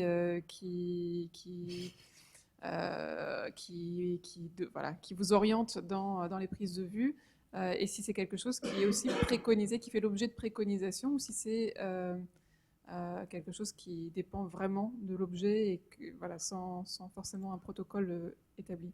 Alors, comme à chaque fois sur notre, comme la commission est une vieille chose, il y a plusieurs générations. C'est tout l'intérêt d'avoir découvert le travail d'Olga Lemanian parce qu'elle regarde ça avec un œil d'historienne de la photographie. Et elle a, elle, retrouvé, ce qui est un travail absolument titanesque, les photos qui sont conservées ailleurs que chez nous, donc principalement à Carnavalet et à la BHVP, mais qui appartiennent à la commission. Et dans les fonds de la commission du Vieux-Paris, on a aussi, au-delà du casier, on a les archives du fonctionnement de la commission. Donc elle a ressorti les bons de commande passés aux photographes indépendants qui leur commandaient un cliché. Alors vous pourrez lui poser la question la prochaine fois, voir est-ce qu'elle a vu, j'ai pas l'impression, mais peut-être que je me trompe, qu'il y ait eu des indications. Ils ont une indication, en gros, la porte de tel immeuble à telle adresse. Et ils y vont et ils font leurs photos. Et c'est des photographes indépendants, mais qui travaillent dans la plupart des institutions gourmandes en photographie à cette époque-là. En 1916, le travail n'a pas été fait sur cette génération, puisque Lancio devient photographe quasi exclusif de la commission. C'est un personnage qu'il faut creuser. Je crois qu'il y a 1 ou 2 mémoires qu'on conserve au service sur le travail de Lancio par des universitaires qui ont essayé de comprendre donc je ne voudrais pas dire de bêtises. Il faudrait regarder en détail. Je n'ai pas le sentiment, pareil, que Lancio ait eu des commandes spécifiques de cadres comme ça, mets des personnages ou ne mets pas de personnages, etc. Je crois que Olga est dans la salle. Si jamais tu veux Olga, répondre. Je te vois pas, Olga. Tout au fond. Oui, merci. En fait, à vrai dire, ils ont quand même, enfin moi, ce que j'ai pu trouver dans les archives de la Commission du Vieux-Paris et dans les procès-verbaux, et c'est ce qui est aussi très intéressant du point de vue de l'histoire de la photographie, c'est que quand même les photographes ont souvent reçu des directives, et alors il y en a pas, c'est pas dans tous les cas évidemment que j'ai retrouvé l'archive et la commande qui correspond, mais en effet, dans le meilleur des cas, on peut comparer la commande qui parfois est extrêmement précise et où on a par exemple que le photographe doit se placer face à tel numéro de manière à pouvoir voilà, prendre, je sais pas, la porte et le balcon juste au-dessus. Enfin, il y a quand même des directives assez précises. Et l'autre élément, c'était juste par rapport à Charles Lancio. Il y a une archive justement aux archives de la Commission du Vieux-Paris qui a déjà été utilisée notamment par Laurence Bassière, qui est une source très précieuse, où une lettre en fait de Charles Lancio, où il explique que les travaux viennent de commencer, qu'il est très content. Et en fait, il explique comment il fonctionne, et donc il fonctionne en duo avec des membres du casier. Et donc il dit qu'il est heureux parce qu'à la fois il a des directives, mais en même temps il a une marge de liberté qui visiblement lui plaît beaucoup. Donc voilà, il y a quand même des éléments comme ça. Mais c'est vrai que c'est très parcellaire. Il faut reconstituer petit à petit toute l'histoire de cette pratique qui n'est pas forcément évidente parce qu'on ne conserve pas beaucoup d'archives sur ça. Merci à toi. Et sur la dernière génération, comme on en a un bel exemplaire dans la salle, je ne vais pas parler à ta place, mais je t'introduis quand même. C'est un métier, photographe, et photographe d'architecture, c'en est un autre. Et Marc a cette spécificité que d'avoir accompagné la commission depuis 25 ans à peu près. Donc c'est un métier qui s'apprend sur le temps long et l'œil qui s'aiguise. Je dirais que les 2 contraintes, c'est d'être à l'heure au rendez-vous et puis et on a beaucoup de liberté en fait. Vraiment. La liberté principalement de documenter un lieu et d'être le plus précis et sensible. Voilà. Et d'avoir un œil d'aigle. Parce que quand je suis arrivée, moi en fait, les historiens travaillent avec les photographes, et quand je suis arrivée, j'avais une connaissance théorique de l'histoire de l'architecture, plutôt axée grands ensembles et tissus faubouriens. Et l'œil de Marc m'a appris à reconnaître un garde-corps, à reconnaître une charnière de fenêtre du XVIIIe siècle. Enfin, il y a aussi un œil qui s'aiguise sur l'authenticité d'une mosaïque des années 30, savoir si c'est un falche, une fausse copie des années 80, 60. Au début, j'en étais incapable. Donc c'est aussi voilà, une finesse de regard quand on se concentre pour cadrer une image, on regarde les choses et pendant 25 ans, on apprend à les regarder avec un œil ultra précis qui font la qualité des photos de nos photographes.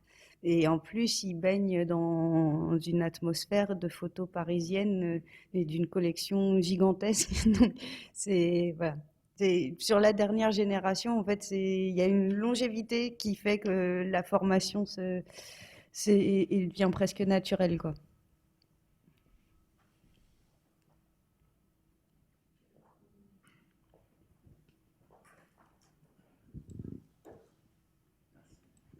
Bonjour. Juste histoire d'étendre votre période historique encore plus par rapport à ce qui a été fait sur tout ça. Juste avant la création de la commission, est-ce qu'une fois instituée, elle a collecté un matériau divers et varié sur les 30-40 années précédentes, c'est-à-dire les destructions de la fin du Second Empire et une partie de la Troisième République? J'avais vu justement sur Gallica, dans les procès-verbaux numérisés, ils évoquaient des documents, justement je m'intéresse à des grands cafés construits de 1840 à 1860 qui ont été détruits à la fin du Second Empire et début de Troisième République, sur lesquels il y avait toute une diversité riche. Et apparemment la commission aurait récupéré aussi des documents photographiques, gravures, etc. sur ce type de documents. C'est les fonds du centre de documentation. Là, dernièrement, Béatrice Crépon s'est occupée de regarder un fond de plan ancien qui était soit roulé, soit mis dans des tiroirs et qui n'avait pas été identifié, recollé, etc. Donc, en fait, il y a aussi les historiens du service ont compilé des masses d'informations, des plans, des reproductions, une bibliothèque aussi qui est assez importante. Spécialisée sur Paris et sur l'archéologie. Donc, de temps en temps, on fait des escales outre-Méditerranée. Mais donc, c'est une matière historique qui est assez riche et qui est très variée, en fait. Mais ce qu'on note en 1897 comme en 1916, c'est le regret des membres d'avoir commencé trop tard. En 1897, ils se disent qu'on aurait dû le faire en 1850. Et en 1916, quand ils ouvrent le casier, ils se disent qu'ils auraient dû le lancer en 1897 parce que le post-haussmanisme de la Troisième République a fait à peu près pas autant de dégâts, mais quasiment. Donc il y a... Donc il y a La connexion est revenue. Il y a toujours une impression de j'arrive trop tard et en même temps voilà c'est toute la richesse parce qu'on a parlé beaucoup de Marcel Pouette mais il y a aussi Lucien Lambeau qui est un des historiens fondateurs de la commission qui a travaillé aussi sur l'histoire des communes annexées, sur l'histoire parce qu'il faut comprendre aussi que la commission du Vieux-Paris c'est la commission du département de la Seine donc sa juridiction à l'origine c'est l'Île-de-France, c'est l'actuelle Île-de-France. Donc il y a eu Laurence Bassière a consacré une grande partie de ses travaux sur ce qui a été fait en proche banlieue, etc. Donc c'est très très riche et les historiens qui sont membres de la commission ou qui sont secrétaires comme Marcel Pouette ou Lucien Lambeau ont compilé une masse de documentation qui est importante. Et on a parfois par contre des pertes on a par exemple... On a oublié d'en parler, mais on reçoit les permis de construire et de démolir depuis les années 1950. Et donc, on avait jusqu'à récemment un double des permis de démolir qui sont détruits aux archives de Paris tous les 10 ou 50 ans, je ne sais plus, parce qu'il n'y a pas d'obligation légale de les conserver. Maintenant, ils ont arrêté. Ils ont compris que c'était un fonds précieux. On en conservait énormément. On en conserve actuellement beaucoup parce qu'il y a eu des pertes, parce qu'on est aussi un service qui déménagent assez régulièrement dans des contrées assez différentes et on n'a pas les moyens financiers ou les installations d'un centre d'archives en fait. Donc c'est un peu l'ambiguïté de notre centre de documentation qui est archive mais aussi centre de documentation. On en discutait l'autre jour avec l'intervention de Thibault. Non, qui travaillait sur les cartes. C'est ça, Julien, aucun rapport. Et qui travaillait sur les gravures. Et on a aussi dans notre service cette fantastique boulimie de gravures découpées et mises dans le casier. Il y a des photos de Lancio, mais il y a aussi toutes les gravures qui ont été collectées à gauche, à droite, etc. Donc c'est à la fois archive et en même temps documentation avec ces tics qu'on retrouve à la BHVP, notre petite sœur, où on a des petites fiches Bristol à l'adresse, où on a les gravures qui sont découpées et pieusement collées dans le casier artistique. Donc il y a une matière historique qui va au-delà du casier ou du fonctionnement de la commission. Mais sur ce qui est démoli, je pense qu'en fait ce qu'on a le plus, c'est les affaires des archéologues. Sur la période des années... Sur la période Vaquet, en fait, il y a énormément de compléments, mais c'est ça qui est assez... La commission est de fait le service. On est un peu schizophrène entre histoire de l'art, architecture et histoire et archéologie, pardon. Où du coup, les fonds se complètent, se touchent, voilà, on a appelé ça casier archéologique, alors que comme le disait Julien, pour un archéologue, c'est pas de l'archéologie. C'est aussi un moment où l'histoire de l'art s'empare de l'archéologie, et les universités comme Paris 4 ou Paris Sorbonne sont un bon exemple. C'est qu'on fait se côtoyer les historiens d'art et les archéologues, alors que... Mais en fait, c'est très important de les faire se côtoyer, parce que chez nous, en fait, il y a vraiment deux facettes d'une même mission qui se complétaient, qui se complètent un peu plus aujourd'hui, mais tout dépend aussi des personnalités,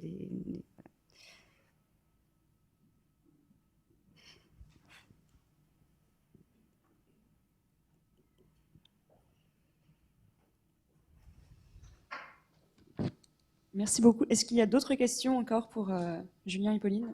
Non. Très bien. Merci beaucoup pour votre intervention encore une fois. Merci. Et la prochaine séance du séminaire sera donc, comme tu l'as dit Pauline, organisée par Olga Lemagnin, qui est doctorante à Paris 1, sous la direction de Michel Poivert, et qui nous parlera des reportages photos dans le quartier Richelieu, donc qui sera un magnifique complément à la séance d'aujourd'hui, qui sera donc le 15 avril. Voilà. Merci à tous. Merci. Merci.